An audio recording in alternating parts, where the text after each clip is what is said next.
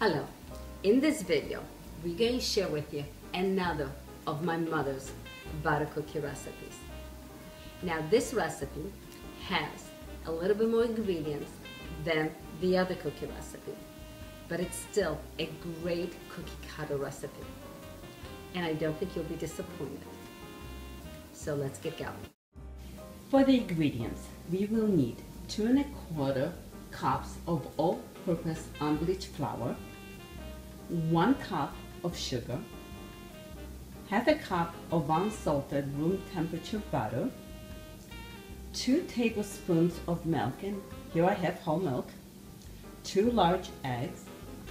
Then we will need 2 teaspoons of vanilla extract, 1 teaspoon of baking powder, 1/2 a teaspoon of baking soda, and 1/2 a teaspoon of salt. Now, if you're wondering how many cookies this recipe will yield, well, it depends on the size of your cookie cutters. So you could get any place from 40 to 60 cookies. In addition to the ingredients, we will need a few cookie sheets lined with parchment paper. Now, I love using parchment paper for 2 reasons. One, it's recyclable. You could use it over and over again. The only time I don't reuse parchment paper is when I'm baking chocolate chip cookies because the chocolate gets all over. Or when I'm doing peanut butter cookies or any cookie that has nuts because of the nut allergies. Now we are ready to combine all the ingredients together. First step, we're going to combine the dry ingredients, everything except the sugar. So to the flour, you're going to add salt, baking powder, and baking soda. We're going to stir the ingredients together and set aside.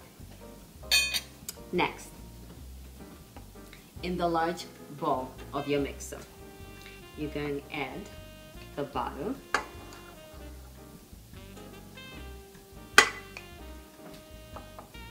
and the sugar.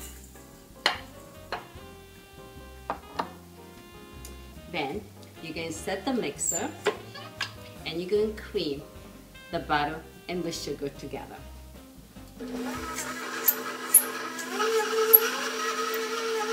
Now that the butter and sugar are well blended, I have decreased the speed of the mixer. Next we're going to add the egg, and we're going to add 1 egg at a time.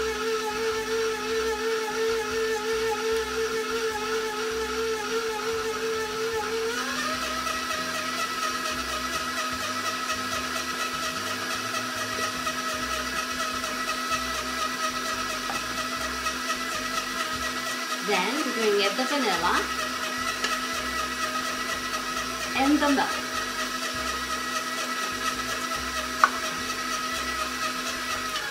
We're going to scrape the bottom of the mixer. You want to make sure that all the ingredients get blended together, so you want to scrape everything up.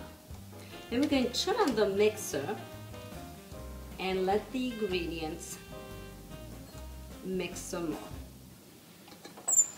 There we go. Now that all the ingredients are well blended, we are ready to add the dry ingredients. Now I've lowered the speed and I have put this little gadget that I have here that goes with my KitchenAid. And slowly we're going to add the dry ingredients, which is the flour and the sugar and the baking soda and the baking powder.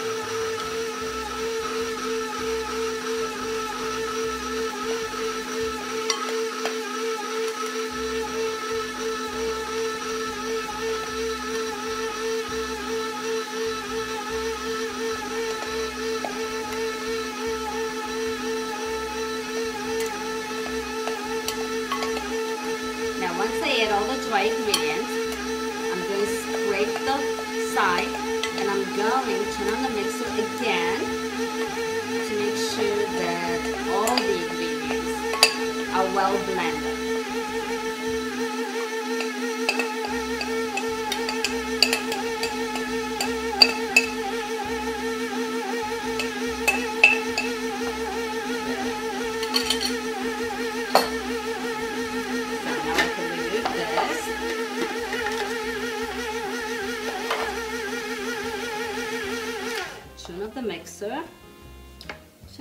dough with a mixer as well, because it's so much easier to scrape the bottom. You want to make sure that you scrape the bottom as well. Okay. That looks good. And scrape off all the flour that happened to be on your paddle.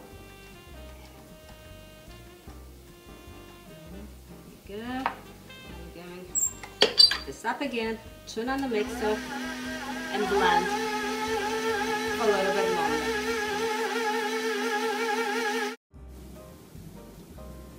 So this is how the dough should look like. Now that we have all the ingredients combined together, we're going to have the dough rest. So what I have here is 2 pieces of plastic wrap. I have divided the dough in half because we're going to be working with 1/2 at a time. We're going to wrap the dough in the plastic wrap, just like that. Tuck the sides in. Here's the other piece. Okay. And we're going to place the dough in a refrigerator for about an hour. Before we roll out the dough, we're going to set the oven to 350 degrees Fahrenheit, 325 if you're going to use convection oven.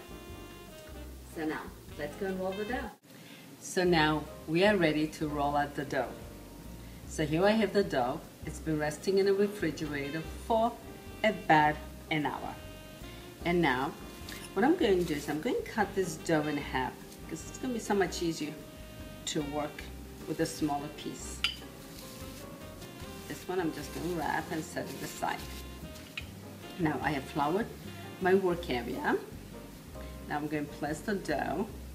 Now when we do this, we are going to use our hands. So you want to make sure to wash your hands, and I have already done that. Oh, this dough feels wonderful. Just a little flour. Again. Now using a rolling pin, you can just lightly roll out the dough. Now this dough is beautiful. There. And just put a little flour. You don't want to overdo it.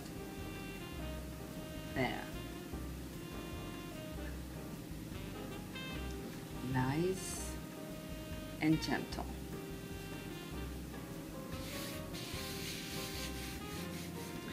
And we can roll out this dough to about 1/8 of an inch.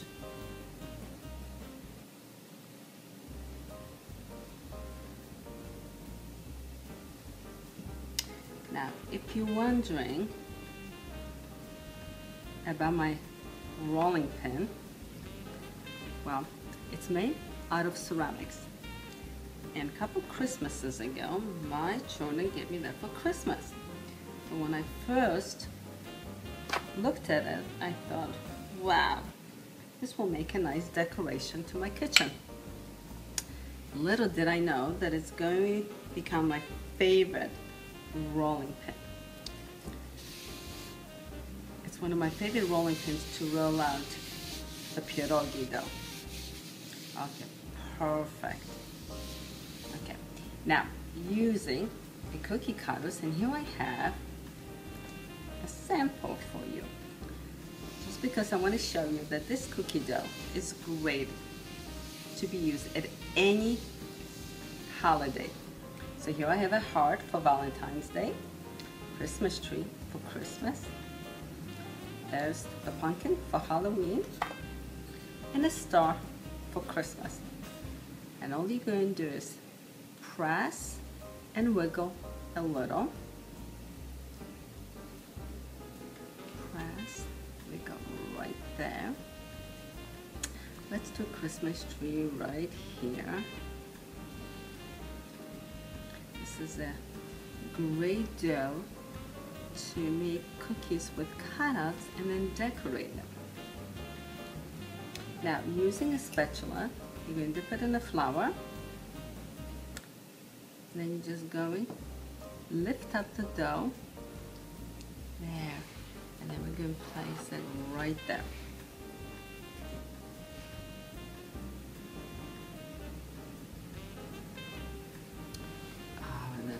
Christmas tree.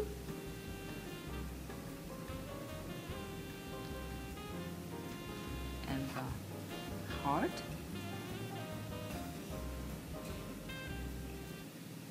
And now just set these aside because we are going to use them.